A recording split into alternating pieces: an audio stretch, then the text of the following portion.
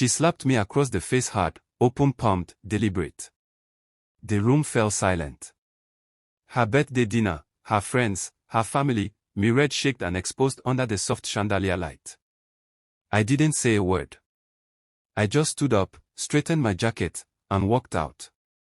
No suitcase, no protest, no goodbye, just vanished. 5 years ago, I thought I knew her. Elaine, sharp-witted, confident, radiant in that way that pulled eyes wherever she walked. I loved her like a man drowning in a storm loves the raft that saves him. She said I was her calm in the chaos. I believed her. We built everything together. Late nights planning her fashion boutique. I cashed out my inheritance to fund it. We didn't have a prenup. I didn't think love needed one. I should have known. The slap wasn't random. It was calculated like she wanted an audience.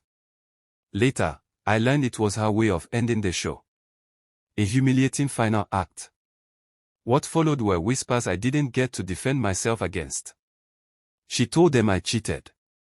Drained her savings, hit her. None of it true. I slept in a rental car that night. The next morning, I wired what little I had left into a new offshore account under a shell core I'd quietly formed the year before. I changed my name, cut off all contact. I didn't fall apart. I sharpened. The truth unraveled slowly over 3 agonizing months. A mutual friend, Mike, the only one who doubted her story, sent me photos. Her in the arms of her silent investor, her lawyer, her lover. 2 months before the slap, she'd transferred every asset from our joint account into one under her name. The slap wasn't revenge. It was closure. Her closure. Mine would take longer. The first year was hell, but pain when fed carefully becomes discipline. I took jobs under aliases, waited tables, cleaned floors, listened, learned. I taught myself corporate law, forensic accounting. I moved city to city, building a web of contacts. 2 years in, I bought a small cybersecurity firm under a different identity, grew it, sold it, invested in startups, acquired their debt, flipped companies. By year 4, I was silent money behind a chain of real estate ventures stretching from coast to coast. Year 5, I got the invitation. Private Wealth Society, Elite Members Retreat, Fairfield Estate, hometown. I almost laughed. She would be there. I knew it. That crowd was her drug, old money, new money, fake smiles with sharp teeth. I accepted. The moment I landed, my phone buzzed. Ella Beaumont, local fashion entrepreneur and former socialite, found bankrupt and under investigation for fraud. Boutique chain shuttered. Assets frozen. Alleged shell companies traced back to offshore accounts. My driver turned to me. Rough week for Mrs. Beaumont, huh? I smiled. Couldn't have happened to a better person. She didn't recognize me at first. Not with the beard, the Italian suit, the new name, but the eyes gave it away. Her face went white. I was seated across from her at the estate's long banquet table, almost poetic. The same arrangement as 5 years ago, only this time I was the guest of honor.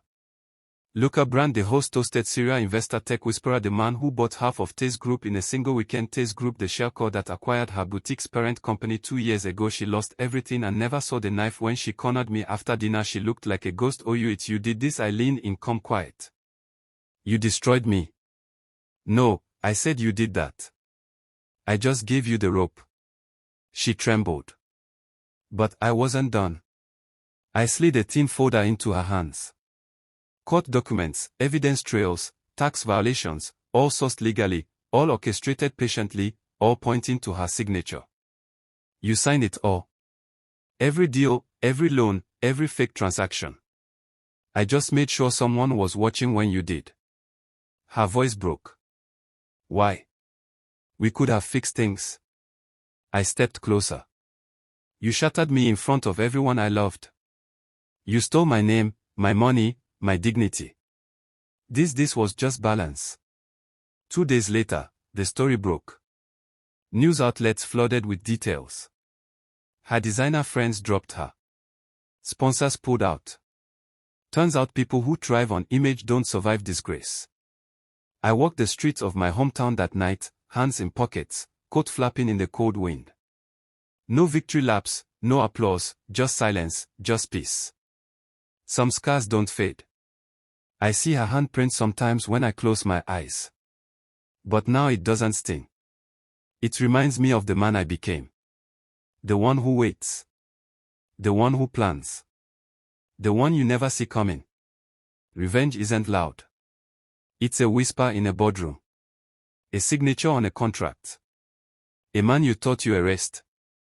Buying your downfall one piece at a time.